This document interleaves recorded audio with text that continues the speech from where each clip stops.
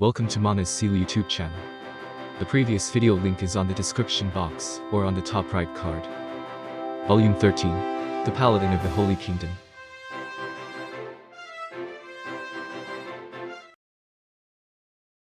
There were a total of 4 people in the room.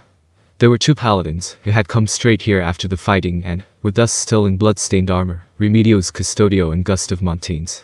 There was a person in charge of the surviving priests, a middle-aged man who could use third-tier spells Ciliaco Naranjo. And then there was Prince Caspin Becerres. 2 of them had come from the battlefield, and one of them had been in charge of healing the wounded. As a result, Prince Caspin's room was filled with the stench of blood. Remedios had not removed her helmet even now. That was not proper etiquette for visiting a prince's chambers at all. One could even call it disrespectful, but Caspin did not seem bothered by it, and he appeared very calm. At the same time, the atmosphere in the room was terrible, though not because of the preceding point.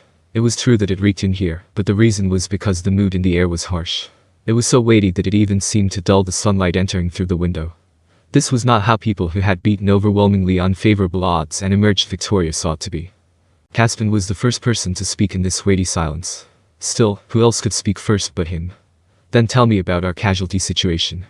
Of the 6,000 militiamen we brought onto the battlefield, roughly 2,400 of them have been injured or killed. If I may add to the Vice Captain Dono's words, there were around 1,000 wounded.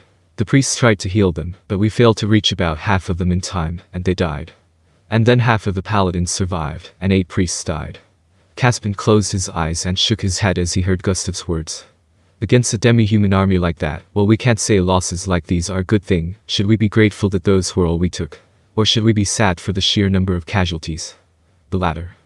Remedio's still, small voice interrupted Caspin. The latter. Captain Custodio is right. We ought to be sad to have suffered such losses. Gustav and Ciliaco looked down as they heard Caspin's words. They knew that it was a miracle, albeit a man-made one, that the woefully outnumbered Holy Kingdom Liberation Army had so many survivors when they had taken on a 40,000-strong army of demi-humans. However, they also understood that saying something like this would be disruptive and unproductive, so they had no choice but to do this instead.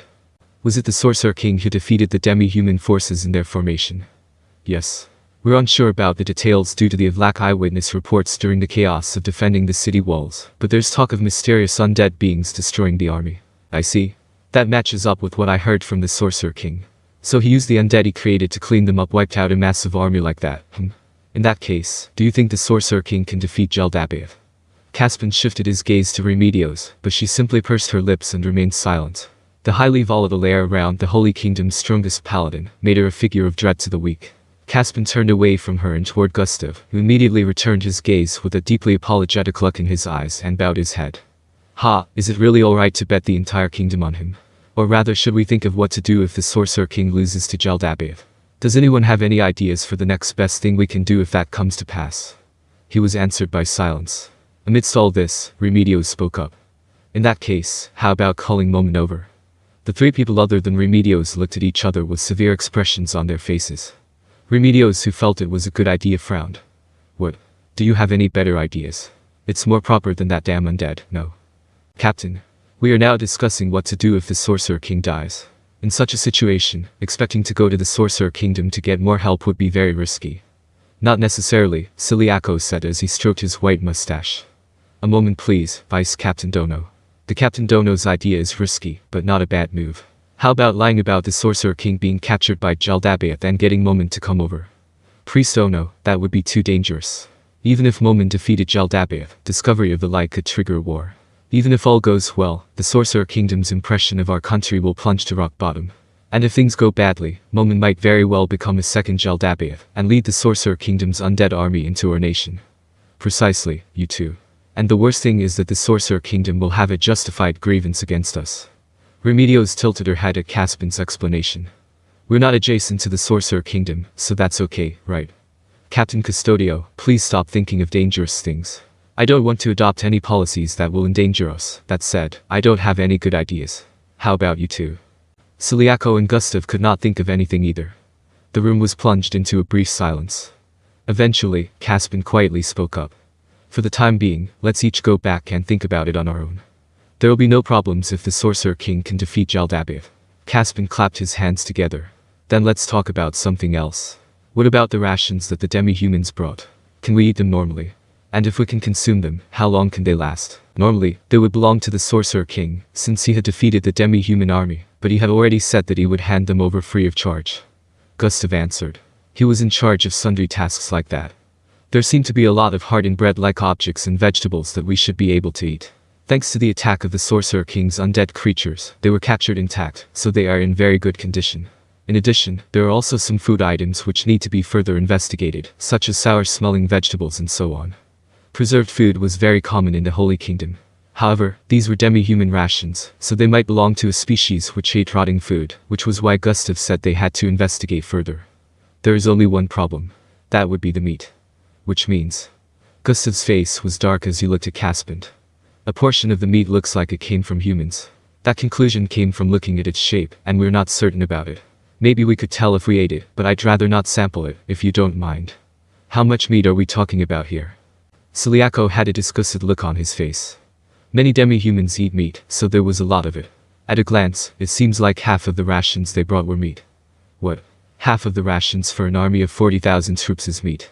Hypothetically, if a demi-human ate a kilogram of meat a day, that would make 40 tons. If they had enough for 2 weeks, that would be 560 tons. In that case, the prince grabbed his face. How much of that is human meat? We don't know. Checking each and every piece would take a lot of time, and if they aren't in their original shapes, it would be a shame to pointlessly discard food when the future seems grim. I would like to separate the human meat from the other meat. Priest Naranjo, can your spells do anything on that front? My apologies, Prince. We cannot do something like that. I feel my colleagues among the paladins should be the same way. Caspin saw Gustav nod and sighed deeply. So magic can't do everything, huh?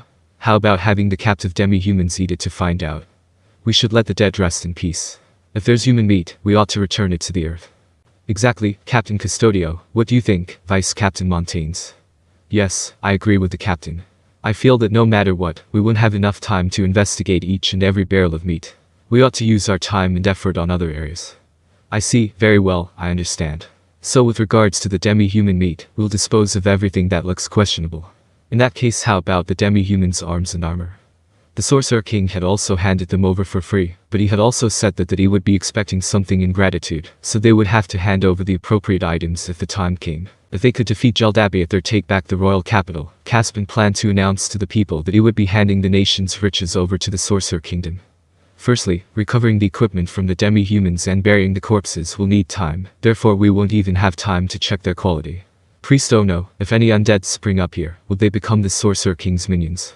Undead spawned easily in places where many people died.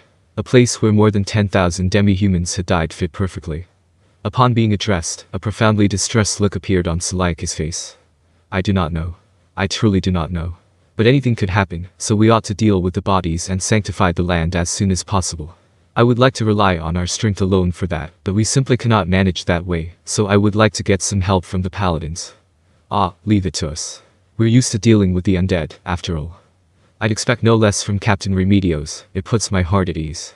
If only the Holy Queen Sama or Coward Sama were here. Everyone fell silent as Celiaco's words tapered off. After what seemed like a period of silent prayer, Caspin spoke. Ah, something on that point, Vice Captain Montaigne. The Sorcerer King seems to want to take the magic items back to his nation, so he picked them out first. Of course, he'll return anything that belongs to the Holy Kingdom. Understood. That said, while we have some knowledge of swords and armor, we'll have difficulty with other items. If anyone here has knowledge of magical items, I would like them to step up and help. I could help when it comes to items passed down through the royal family. As for religious items, though, Celiaco nodded as Caspin looked to him. In that case, we'll go get helpers from among the civilians. Still, this was really unexpected. No, we should say it was more than we hoped for. We ought to thank the Sorcerer King's power for surpassing our expectations.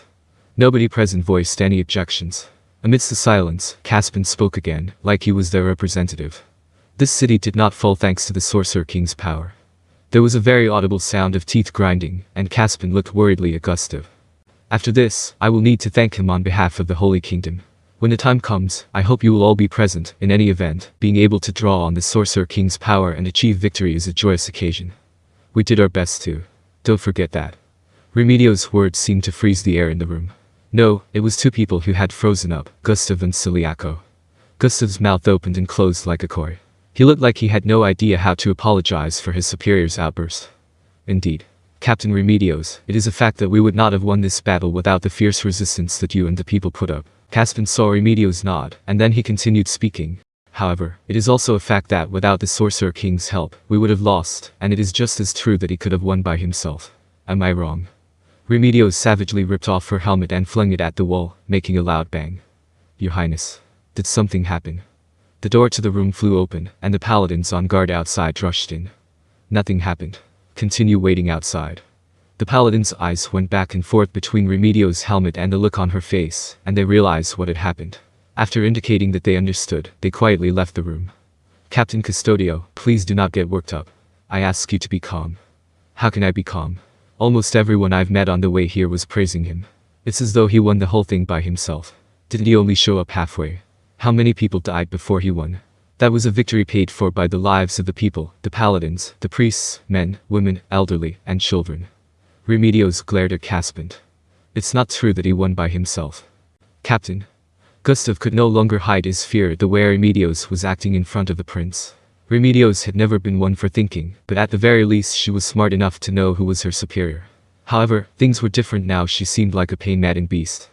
That bony bastard was flying around in the sky when it was all over to show himself off. Is war a game to him? Captain Custodio, it seems witnessing the deaths of so many of the small folk has upset you. Would you like to take a rest? In response to Caspian's mature answer, Gustav shot the man a grateful look. Before that, there's one thing I've been thinking of. I'm sure Jaldabaoth and the Sorcerer King are in league with each other. The three people other than Remedios looked at each other.